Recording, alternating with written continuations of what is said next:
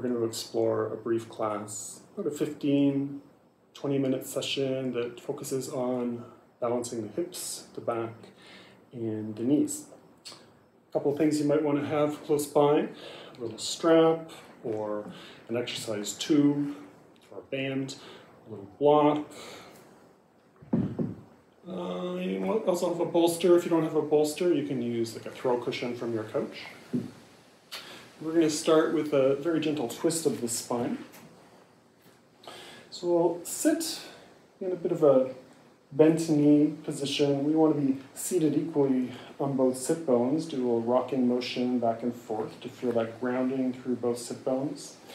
Here, my palms are on the floor behind me. My arms are straightened, giving my upper body, my back, a nice lengthening. All we're going to do is a very simple, slow, controlled movement of the knees swaying side to side. So you can explore this modestly at the beginning. You don't have to go all the way down toward the floor. That may not be appropriate for everybody. As the knees move to the side, you may feel a bit of tension developing through the back of the hip on the side opposite the movement of the knees. If you're feeling a lot of pressure around those bony prominences in the back, the pelvis, you can have a little blanket under your bum for a little support, a little more cushioning. We also want to avoid having a lot of pressure come to bear on the tailbone in this position. We really want to be grounded, seated on the sit bones. Feel those two big bony prominences at the very bottom of the pelvis. If you feel your hips kind of moving towards your heels as you're doing this rocking motion, that's okay. You're going to get a little bit more of an opening through the shoulders and the chest. If it's getting a little too far away from you, simply pick up your hips, scoot back to center, and just resume. So just a nice slow motion, again, maybe 20, 30 times back and forth. A nice movement to create a little side bending, a little rotation in the vertebra in the lower part of the back. From here, we're going to move into deer pose. Deer pose is a great hip opener and a nice little stretch for the lower back. So we're going to start with our right knee bent. Our right heel is close to the butt on the left side. We're going to take our left leg and move it back quite a bit. So our left knee is moving almost behind the pelvis here, having a nice stretch, a lengthening coming in through the front of the hip, crossing the front of the hip on the left side. If that feels too intense for you, simply bring that left knee a little bit closer in towards your right foot. If you're feeling okay with this position, you can take your right foot and do a little movement so you're walking it away from that left knee.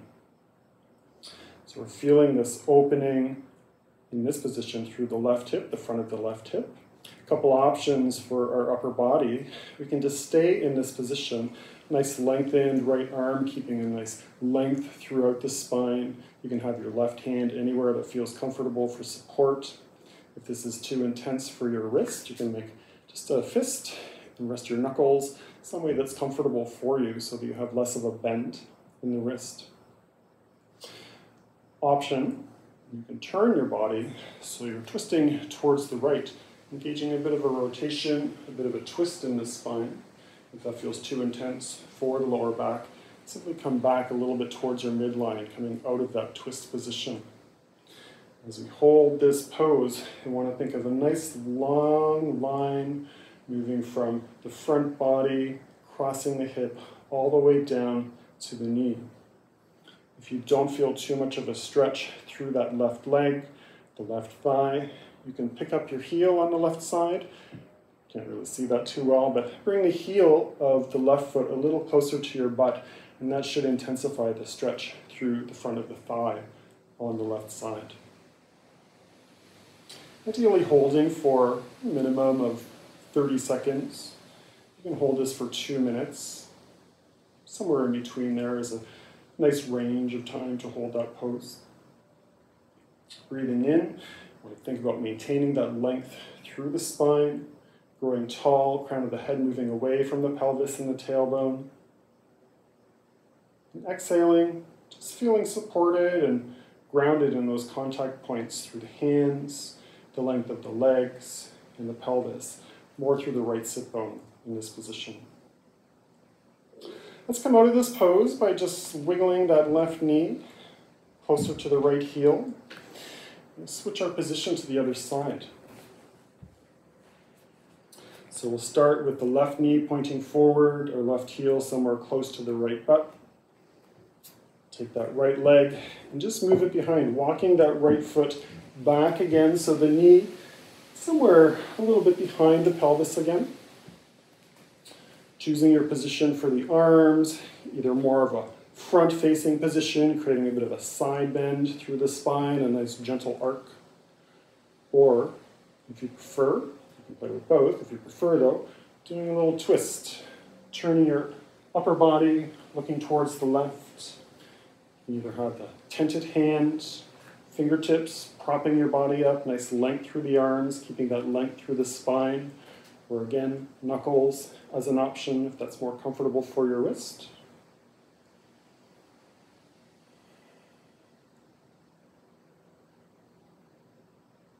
And if you don't feel too much of a stretch through the right thigh, again, you can just wiggle that, walk that right foot back, intensifying that stretch through the right hip, the side of the hip, the front of the hip.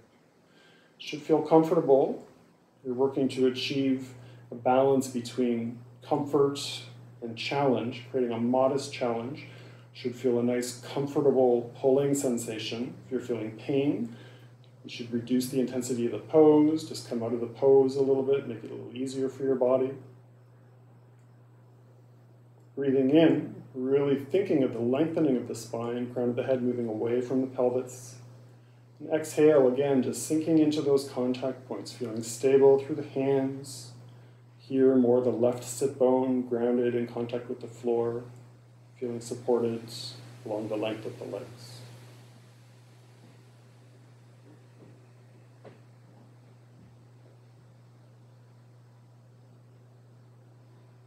Again, anywhere between a 30-second hold to about 2 minutes. You may feel this different on one side of your body compared to the other side. So you can make those observations. Maybe it feels better to hold the pose a little longer on one side. We'll come out of the pose by just walking that right knee, walking that right foot in closer to your mat. We'll come into a position where we lie on our backs, and we're going to do a version of the bridge pose or the half bridge pose. This is a nice strengthener for the lower back. We're going to lie on our backs. We're going to have about hip distance as the space between our feet and our knees. I want to feel upper body, the weight distributed across the shoulder blades, and as we move into this pose, we really want to think about keeping that grounded contact between the shoulder blades. We don't want to feel a lot of pressure at the bony prominences of the vertebra, at the upper part of the back and the neck. We really want to keep the weight distributed across the shoulder blade area. When you're ready, we're going to just lift the pelvis up from the floor, just a little rocking motion, lifting the pelvis up and then bringing it back into contact with the floor. You can breathe any old way. If you have high blood pressure, better to breathe out as you're lifting the pelvis and the spine. And breathe in as you're making contact. It just helps keep the blood pressure a little bit more balanced. Slowly, we're going to just increase the distance that the pelvis is moving away from the mat. I want to think of a rolling motion in the spine. Even bringing your body awareness to each vertebra, feeling a lifting or a rolling of the vertebra one at a time or a couple at a time as you lift and lower. Arms can be anywhere. You can have them down by your sides. You can have them out 90 degrees. You can go into goalpost position or cactus position with your fingertips pointing away from your feet. Just a slow lifting motion up and down. This is a great core strengthener It's a great strengthener for the glute muscles. If you're feeling energetic today and you want to give yourself a little bit more of a core strength challenge, you can keep the hips elevated. Again, keeping that weight distributed across the shoulders and the shoulder blades, avoiding a lot of pressure, really any pressure on the bones at the base of the spine, the base of the neck rather. Keeping your breath flowing. You don't want to hold our breath in this position. It really intensifies or increases our blood pressure, so just keeping that breath flowing in and out.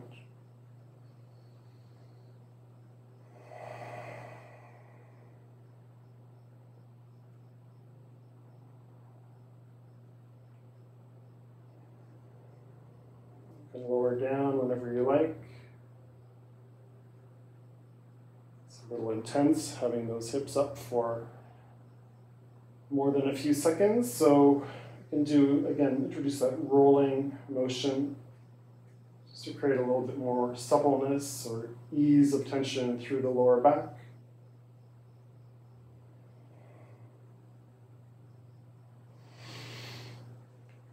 And we'll come up to a position on our hands and knees in tabletop. So knees about hip distance apart. You can have your palms on the floor or bring your knuckles to the floor again, whatever is most comfortable for you. I'm going to move into quarter dog, quarter downward facing dog. It is a nice opener for the chest and the shoulders. It's also a nice way to introduce good opening through side body, stretching out the lower back, the muscles around the waist. So we're going to lower down. We're going to make a fist with the left hand. We're going to reach that right arm out in front of us towards the top of the mat. We want to keep our pelvis kind of stacked above the knees here.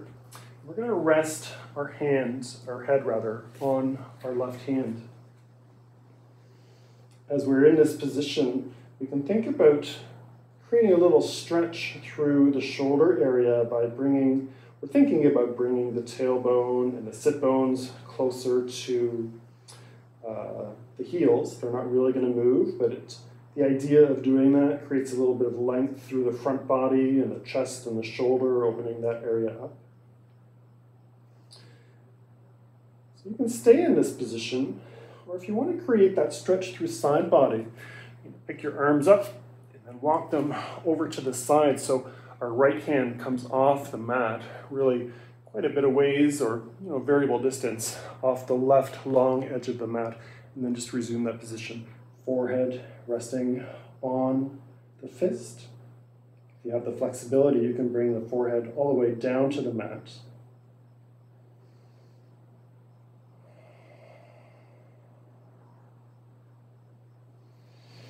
Taking some nice deep breaths here as you inhale, really feeling that expansion through the upper part of the body, through the armpit area, along the side wall of the rib cage, through the waist on the right side.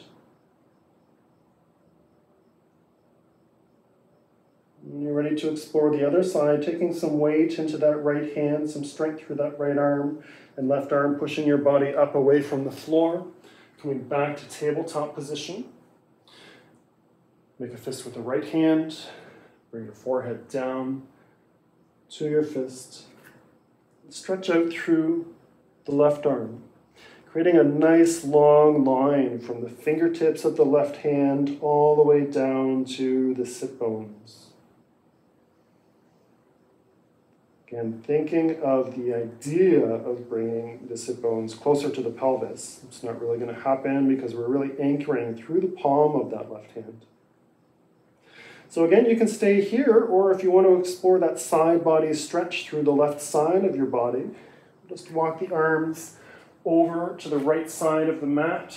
You can play with the position, keeping it modest, or walking that right hand all the way, left hand rather, all the way off of the mat. So it's just on the outside long edge of the right side of the mat. Still thinking about the sit bones gravitating towards the heels, really creating that nice opening through the arm, the armpits, the side of the rib cage on the left side, the waist on the left side. As you breathe in and out, feeling the differences in tension in your body. Inhaling, feeling that expansion along the left side of your body, the left side of the rib cage. If it feels too intense, just bring that left hand a little bit closer towards the mat, towards the midline.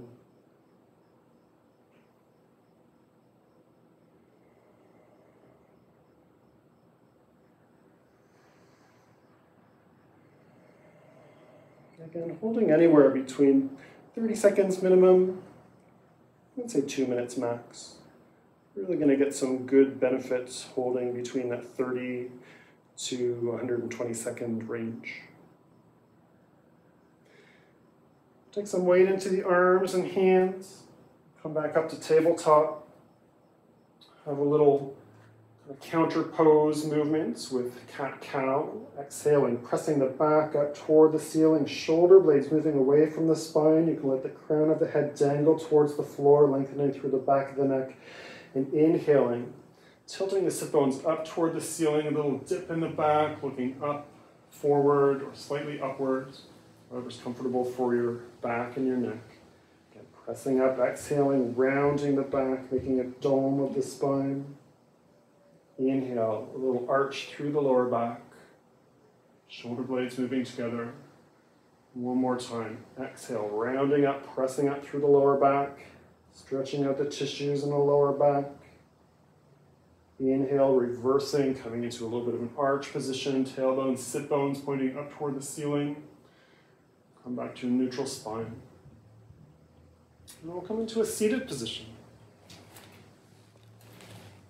Going to work with, again, a bit of a hip opener in the butterfly pose, Konasana, bound angle pose, another word. So here we have a diamond shape between our legs, our heels, and our pelvis. And you can play with how intense this is. If you feel already in this position a tendency to be leaning back quite a bit, I'd suggest either taking a block or a bolster and just sitting up on that block or a bolster. It creates a bit of different leverage in this pose that may be more comfortable for you. Alternatively, you can just bring the heels a little bit further away from your pelvis, and that might ease your position a little bit. So perched up on a block or a bolster, we have a bit of a different position for our body.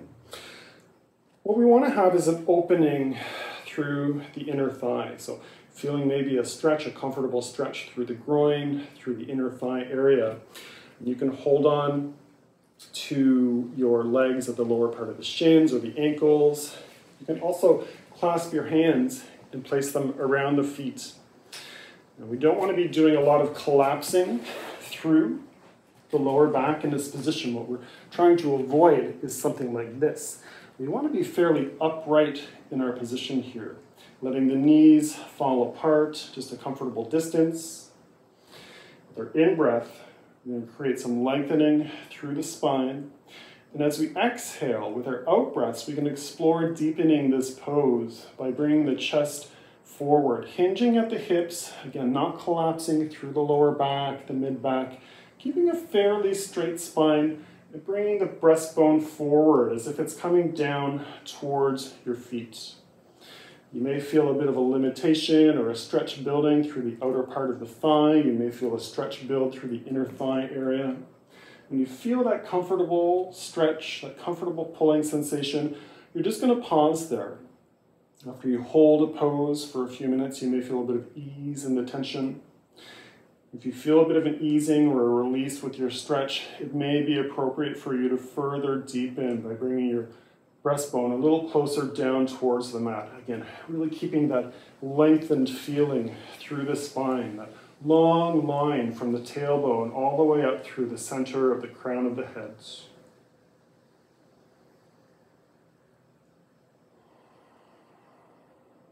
I'm just taking a few deep breaths here. Noting any change of tension even between your in-breath and your out-breath. With our in-breath, there's a tendency for muscle tension to increase slightly, and with our out breaths, a little bit of softening in our tension. So with your out breath, again, it may be appropriate with small movements, little micro movements to deepen that pose. So I'm not too far forward here. This may be quite far forward for some people. Even up here, you may be feeling a comfortable stretch. The goal is not necessarily to bring the chest all the way down to the mat. You want to feel comfortable in your position and just play with that gentle edge of tension, that comfortable stretch, that balance between a challenge for your body but still maintaining comfort in the pose. So again, 30 seconds, 2 minutes, somewhere in that range. When you're ready to come up, engaging the muscles in the lower back, bring the chest away from the mat. If you're using your perch, a little bolster or block, we're going to stay on that perch.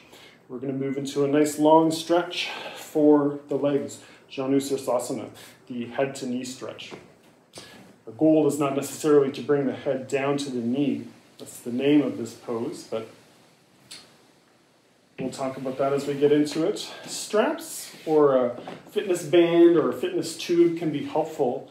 Placing it somewhere around the ball of the foot or the arch of the foot, you can wrap that strap around your hands so you have a nice little leverage here in this position. We begin with an inhalation, nice long spine.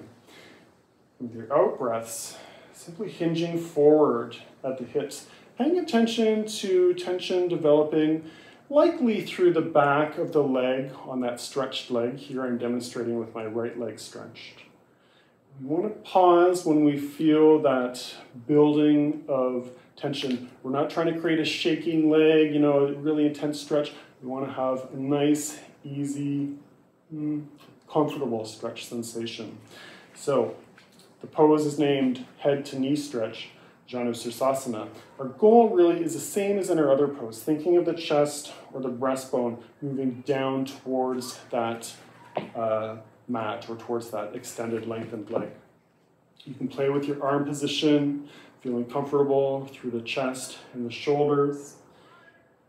If you're really tight through the hamstrings, you may be just at a 90-degree angle with your upper body and your leg. If you're quite flexible through the backs of the legs, you may feel the ability to really bring that breast bone all the way down close to the knee or the shin. Doesn't matter where you are. Again, the principle is comfort and trying to create that stretch sensation, but it's tolerable and comfortable.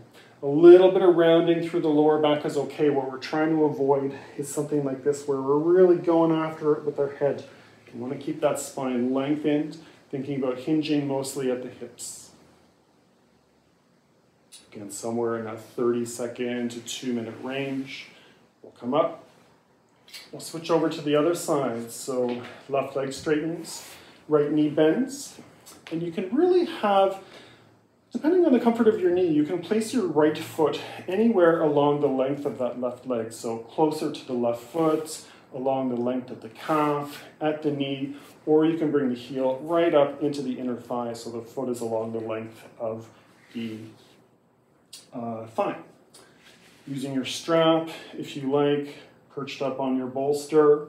You want to think also of keeping the toes pulled in towards the upper body, toes pointing up toward the ceiling. This engages more of a stretch through the calf muscles. You'll feel a bit of a stretch through the hamstring muscles in the back of the leg, starting with our lengthened spine, crown of the head moving away from the tailbone and the pelvis, and moving with your out breaths. Again, hinging forward at the hips.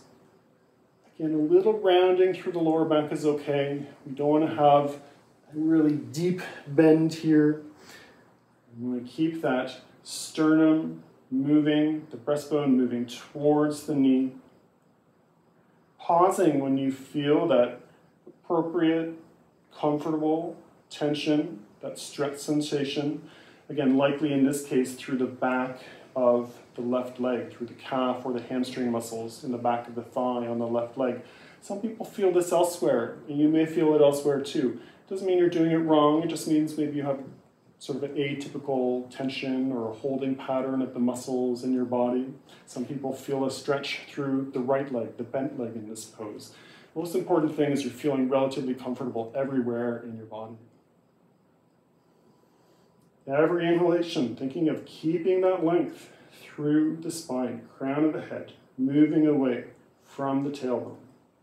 With your out breaths, only if it feels comfortable and appropriate. Hinging forward at the hips, keeping those toes pointed up toward the ceiling, using your strap to assist with that.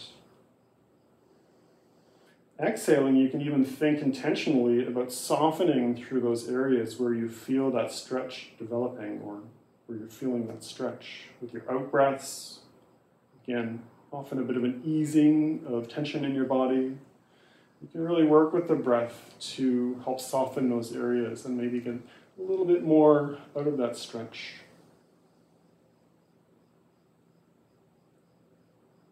Coming out of the pose, engaging the muscles in the lower back, lifting the breastbone away from the thigh.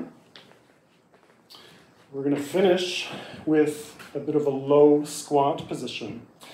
So a yoga block, a couple big textbooks, a nice couch cushion or a big thick bolster can be helpful. You may not need the block in this pose. If you have a lot of flexibility through the hips and the legs and the calves, you may be able to come into the low squat without that support. So here, I'm able to bring my heels all the way down to the mat. That's not possible for everybody, and you may have your heels away from the floor. That's totally fine. But you can come onto a block, playing with the variable heights, the lowest height, medium height, or maybe 2 blocks, one under each sit bone, to perch on your block. So you want to come right onto the sit bone. A little bit of space between the heels.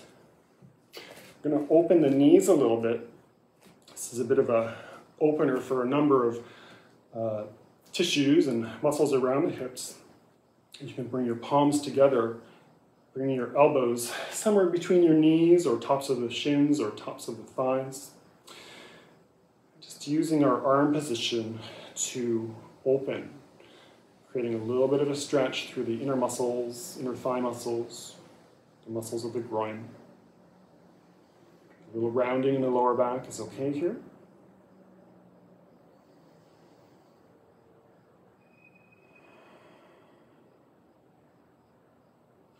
If you're feeling a really intense stretch here, just reduce the extent to which the arms are bracing the knees in that open position. Bringing the palms so that the fingertips are coming closer to the head. If you like, you can let your head drop down, lengthening through the muscles in the back of the neck, creating a long line of tension or stretch from the base of the skull all the way down to the tailbone.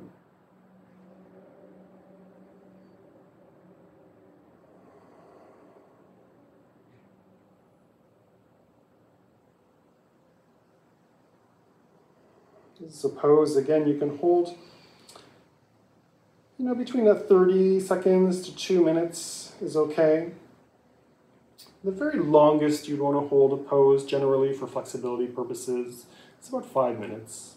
But 30 seconds to 2 minutes is an appropriate time for most people, for most purposes. When you're ready to come out of this pose, just bringing the hands down to the mat. Feeling stable on your block. Just take that out and put it to the side. And just come to an easy seated position. Engage a little bit of a twist for the spine. So left hand coming to the right knee. The right hand positioned somewhere behind your back, helping to leverage a bit of a length through the spine, crown of the head, moving up away from the ceiling, toward the ceiling rather. Switch over to the other side. Inhaling, crown of the head moving away from the tailbone. Switch again.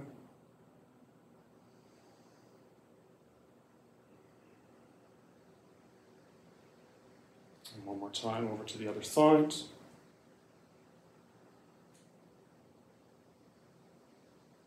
Back to center. If you like, hands to heart center. One last time. In breath, lengthening the spine, breastbone coming forward. Exhale, grounding through your sit bones. Namaste. Thanks for joining me.